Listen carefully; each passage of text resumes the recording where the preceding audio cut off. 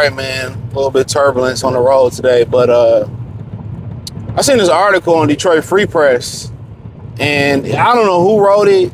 Under it, it just say Detroit Free Press, and then it got Lisa Baloney on there, and then it had this dude named something Crossman or something on there at first when I first looked the article up, and I put the screenshot on there and everything. I couldn't find a picture of the guy they had on there to begin with, but so I don't know if the Lisa chick wrote this whole. They basically said that the Lions should cut Brian Branch for slapping Juju Smith-Schuster, right?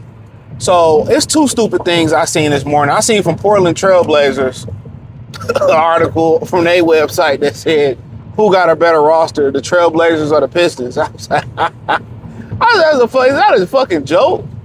But yeah, you know, if you don't know, the Lions and the Detroit media, all Detroit sports writers, they got a beef.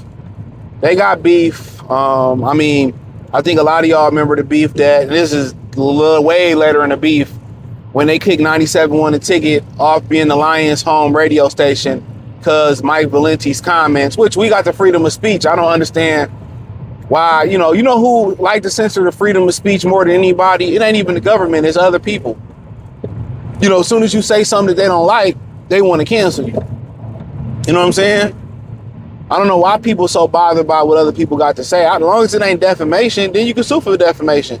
But, you know, either him or her wrote this article saying they could cut Branch. And this is my issue. You got guys like Roger Goodell and all the owners in the NFL, other than Jerry Jones. I don't think Jerry Jones played in the league, who never played football at this level.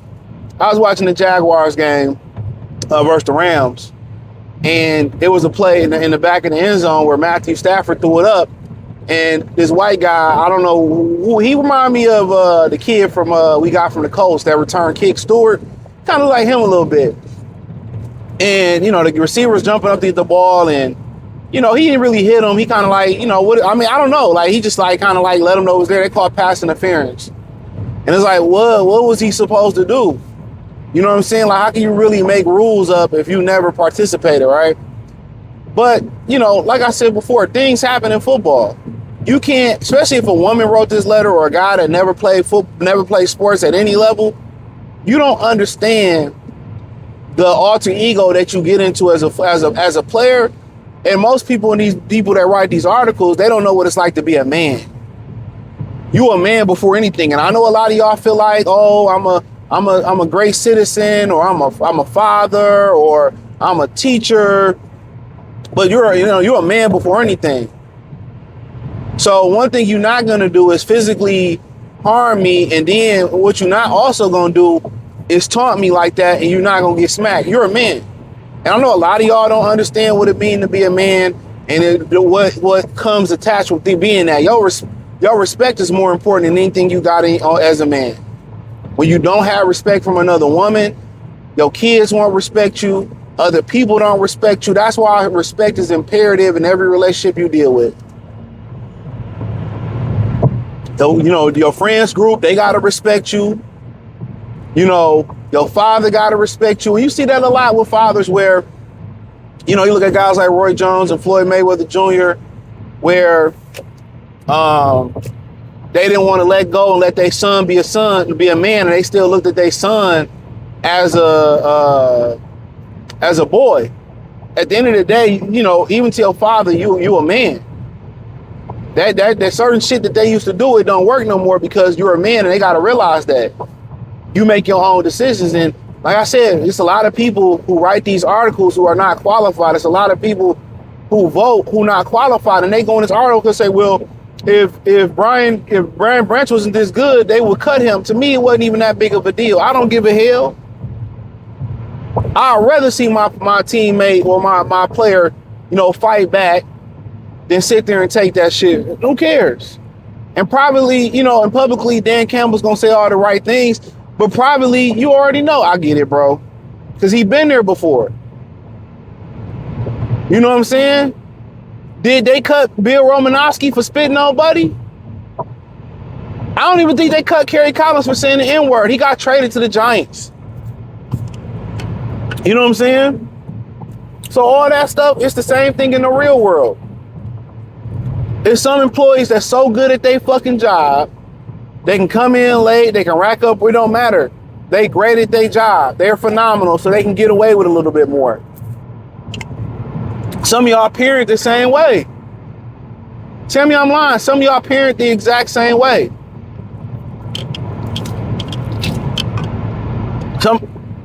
One of your children get away with more because you love them more, you like them more. That's a fact. That's a fact. Y'all can sit here and lie and say I don't have favorites. I would absolutely not cut Brian Branch from that. Absolutely not. But guess what? When you ain't never played football, you ain't never had the nuts to fight back, and you just take it. When you a beta male, you could never understand that. You can never understand that. Being a man, you can't turn it on, you can't turn it off.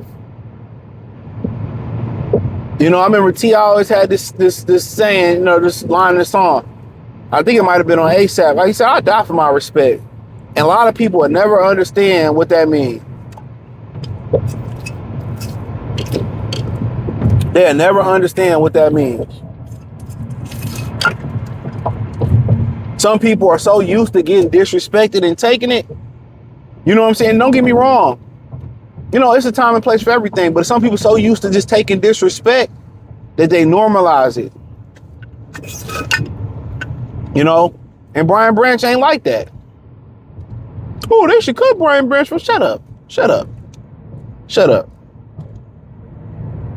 If you ain't never had the balls to fight, if you don't have balls in general, you shouldn't be speaking on this. Let me say that. If you never competed in football, you shouldn't be speaking on this.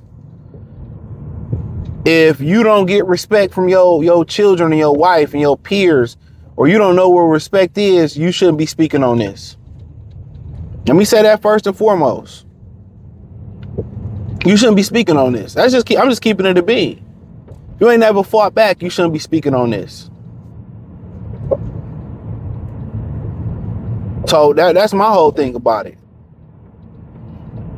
And y'all got so much of a vendetta against the Detroit Lions organization that what happened to your journalistic integrity and calling it down the middle? And that's the issue with a lot of these journalists, is why YouTube is blowing up bigger than they are. This is why AI is taking their jobs, because they write these bullshit ass articles because they don't know nothing about what they talk about. You know what I'm saying? Why a lot of people don't like Mike Valenti? He ain't from the city of Detroit. He ain't a Detroit Lions fan. People don't like objectivity. That's the thing about it. People don't like objectivity. They don't want to hear. They want to hear fanboy shit.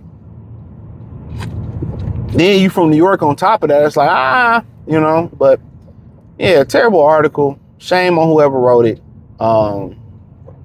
Detroit Free Press. That's why print Free Press shit gonna be going out of business next 10, 20 years. I'm like, read no fucking newspaper. Then they try to get you to pay for to have access to read the articles. Like, get out of here. Most people can't even read. Most people can't read at an adequate or average reading level, believe it or not. Most people cannot read, bro. And I mean adults. I ain't talking about the kid. We know them motherfuckers can't read. Most adults are illiterate and stupid. But hey, check out Detroit Lions Talk playlist. Hit the link tree. You can find me everywhere there. Peace.